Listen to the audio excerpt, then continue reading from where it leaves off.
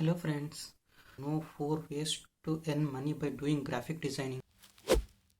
First one is by doing freelancing work. You can do freelance work on online or offline. Best way to earn is offline. By going offline, you can go to nearby shops and offices and get a project. What to do before going nearby offices or shops to start work?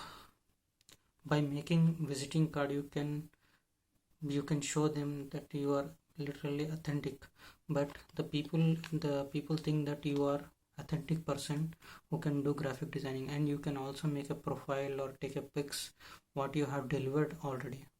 By making profile, you can show them up. Online also same. Method 2. In this method, we have to start small office or outlet.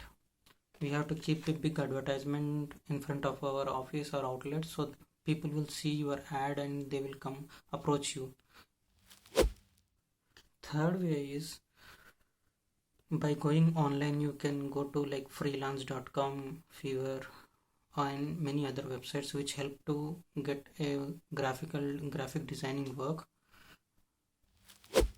And fourth way is you can go and get a job in photo studios, print media, or in IT companies also, for UI design, for in album companies and many other companies. If you have questions also, please you can write a comment below.